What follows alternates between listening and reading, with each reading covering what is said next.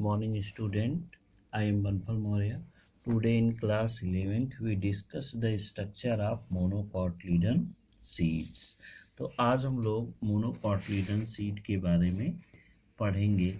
तो यहाँ पे देखिए कि जो मोनोकॉटिलीडन सीड होते हैं, मोनोकॉटिलीडन सीड एंडोस्पर्मिक होते हैं, लेकिन इनमें से कुछ नॉन एंडोस्पर्मिक होते हैं, जैसे ऑर्चिड। मोनोकॉटिलीडन सीड, मोनोकॉटिलीडन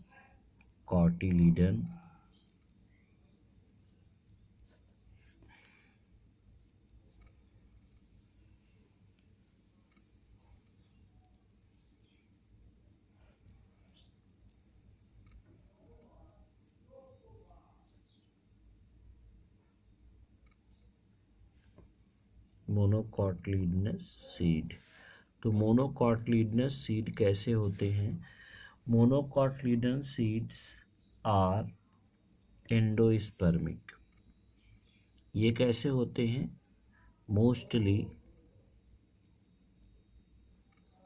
मोस्टली ये एंडोस्पर्मिक होते हैं, एंडोस्पर्मिक, ठीक है ना। बट few are non-endospermic,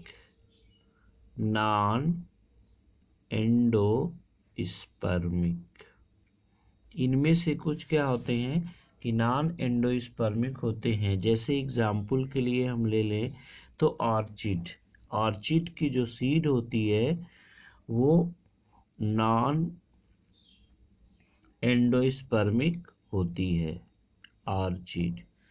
यानी हम लिख सकते हैं seed of orchid are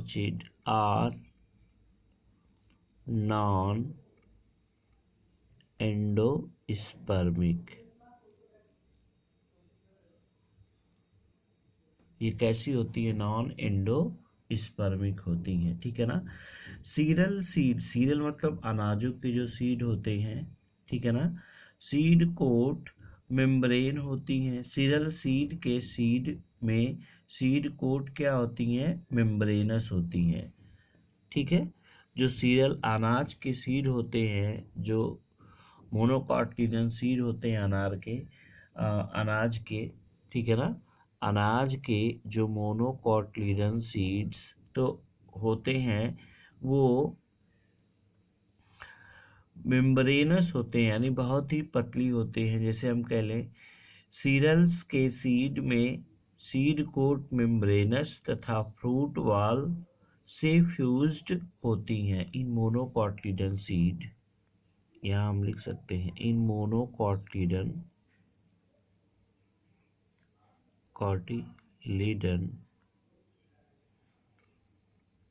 seed coat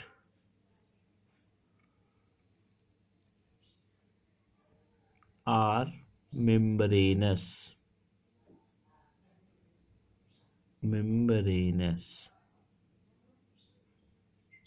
seed coat कैसी होती हैं?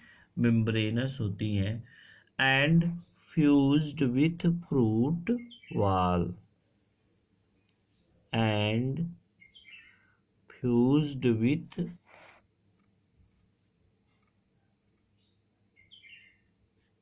Fruit wall. और फ्रूट वॉल से क्या होती है? ये जुड़ी होती हैं। एग्जाम्पल के तौर पे हम देख सकते हैं किसको? मैज यानी मक्के में, ठीक है ना। अब एंडोस्पर्म बल्कि तथा फूड स्टोर करते हैं। एंडोस्पर्म स्टोर्ड फूड, यहाँ हम कह सकते हैं एंडोस्पर्म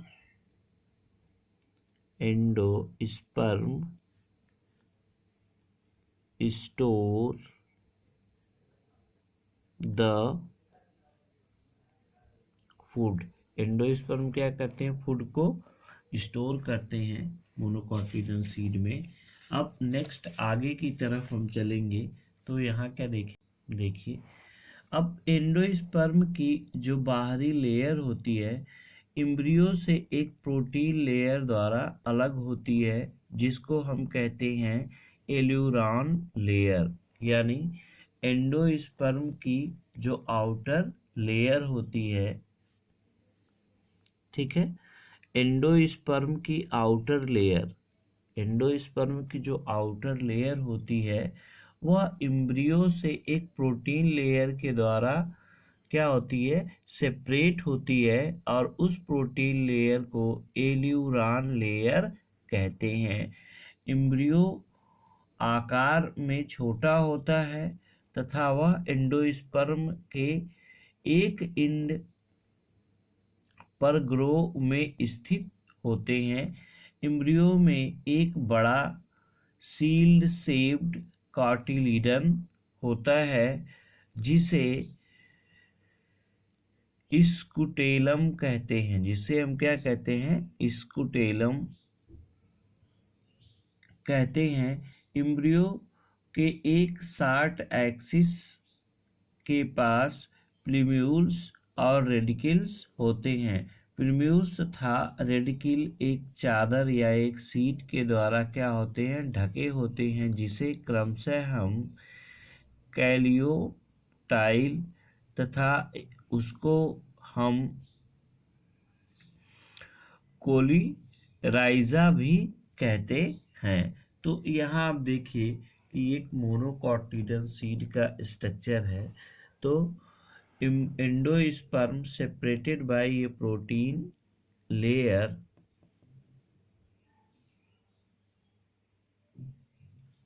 यहाँ पे हम लिख सकते हैं embryo of monocotyledon seed of monocotyledon seed separated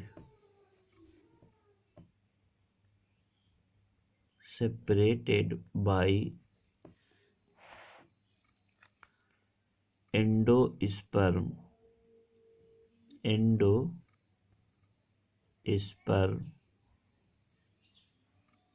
through aleurone layer.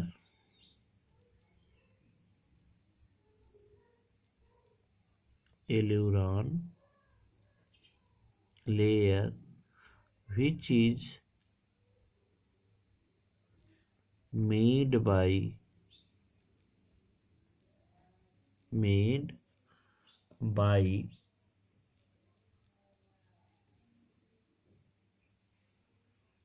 Protein, जो किसकी बनी होती है, प्रोटीन की बनी होती है। ठीक है, अब आगे की तरफ हम चलते हैं, देखते हैं इसमें क्या होता है कि अब एम्ब्रियो का आकार छोटा होता है। Embryo is small size, embryo is small size. Embryo कैसा होता है, स्मॉल साइज का होता है, ठीक है। एंड एंडोस्पर्म के इंड पर एक ग्रो स्थित होता है।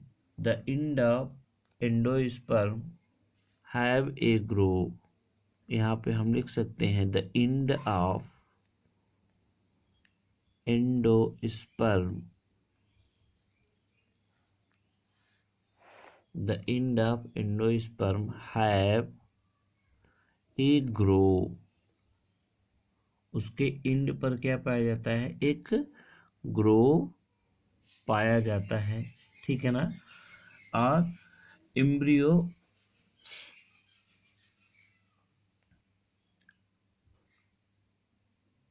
में एक बड़ा सील्ड शेप्ड कार्टिलिडन होता है। And embryo have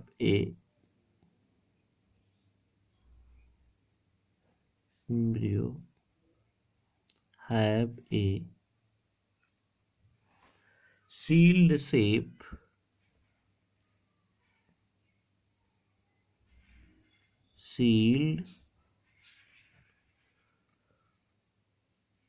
shaped cotyledon.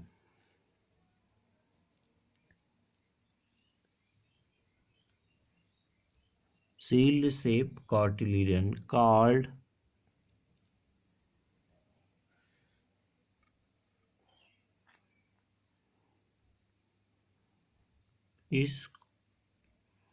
Scutellum, जिसको हम स्कुटेलम कहते हैं, ठीक है ना। Embryo have a short axis, embryo have a short axis,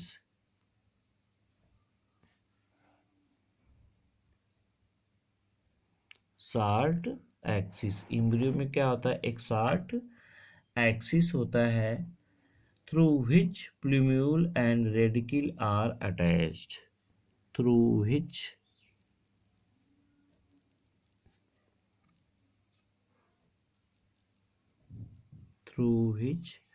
plumule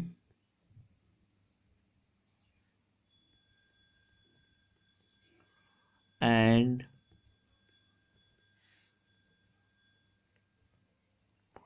radicle are attached, जिससे आर्किल्स जिससे प्लूम्यूल्स और रेडिकल्स क्या होते हैं, अटैच्ड होते हैं। Plumules and radicals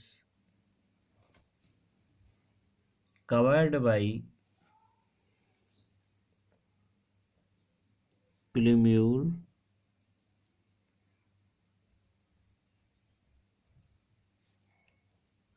and radicle covered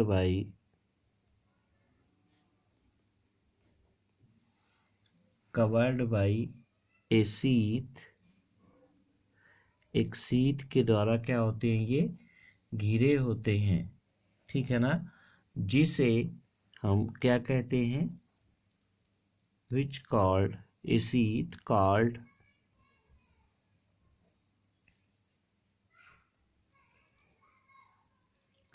coleoptile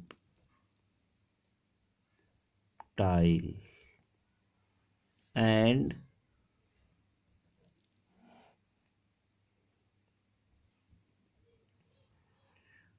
coleorhiza,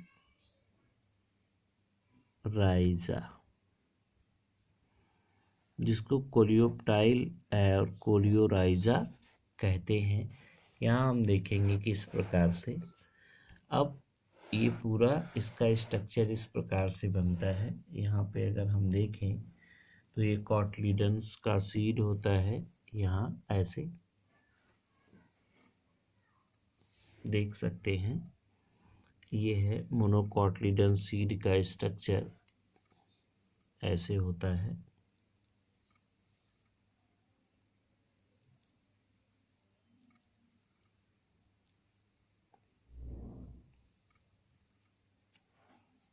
ठीक, ये मक्के के सीड का है, बनाया गया है, मोनोकॉटलीडन सीड का स्ट्रक्चर है। ये होता है जिसको हम सीड कोट या फ्रूट वॉल भी कह सकते हैं, जो जुड़ा होता है, seed coat and fruit wall, इसको seed coat and fruit wall कहते हैं, fruit wall, seed coat and fruit wall कहते हैं इसको। ये है आपका सबसे आउटर। फिर इसके नीचे की एक प्रोटीन की लेयर बनी होती है, जिसको हम क्या कहते हैं, एल्यूरॉन लेयर। ऐसे अगर हम देखें तो ये प्रोटीन की लेयर बनी होती है,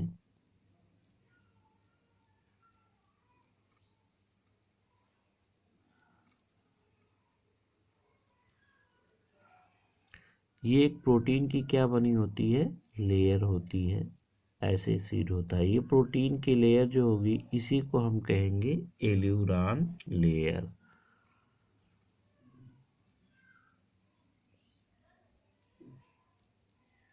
एल्यूरान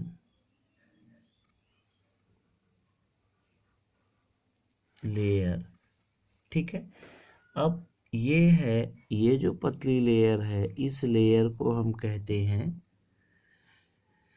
स्कूटेलम। स्कूटेलम,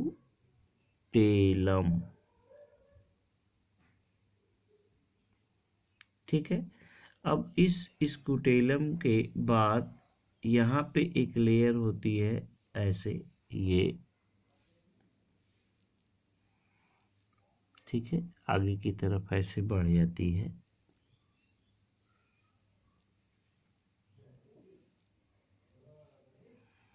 तो इसमें ऐसे दो स्ट्रक्चर बन जाते हैं, ठीक है। तो एक होता है रेडिकल और दूसरा होता है, इसको हम रेडिकल कहते हैं, और ये जो है ये रेडिकल कहलाएगा, और ये जो है ये प्लीम्यूल्स कहलाएगा।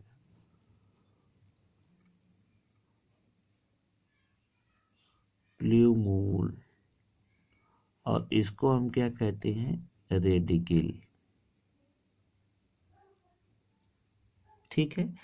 अब यहाँ रेडिकल के बाद वाली लेयर जो होती है इसी को हम कोलियोराइजा कहते हैं। क्या कहते हैं, कोलियोराइजा।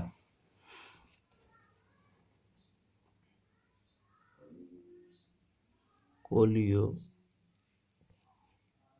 RHIZA, कोलियोराइजा, इसी को हम कहेंगे, ये जो नीचे वाली लेयर है। अब ठीक उसी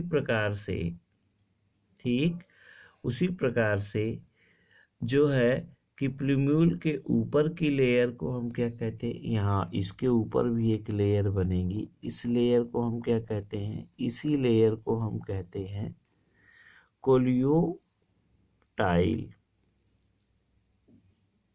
कोलियोटाइल लेयर। तो ये इस प्रकार से आपको क्लियर दिख रहा होगा। ये टोटल फिगर है आपका, यहाँ पे आप देख लीजिए कि ये टोटल फिगर किसका है। ये फिगर पूरा है आपका मोनोकोटिलेडन सीड का। तो आई होप यू अंडरस्टैंड। ये आउटर लेयर है, ये सीड कोट और फ्रूट वाल से क्या होती हैं, जुड़ी होती हैं। और इसके बाद ये वाला जो पोर्शन है ये एक प्रोटीन लेयर होती है जिसको एल्यूरान कहते हैं। ये स्कूलेटम है, ये क्या है, स्कूलेटम है। और यहीं पर ये एम्ब्रियो पार्ट है, ये इसका कोटिलीडन है, ठीक है। तो अब यहाँ पे हम देख सकते हैं कि किस प्रकार से हम मोनोकोटिलेडन सीड का स्ट्रक्चर होता है। ये एक स्ट्रक्चर है मैज का। किसका है, मोनोकोटिलेडन सीड या मैज, मक्के के दाने के सीड का स्ट्रक्चर है। तो ये आज आपका मोनोकोटिलेडन सीड का स्ट्रक्चर हो गया। अब कल हम टेक्नोलॉजी के बारे में पढ़ेंगे कि semi technical description of typical flower. तो ये टॉपिक हमारी कल की होगी। तो आज के लिए इतना ही, धन्यवाद, ठीक है।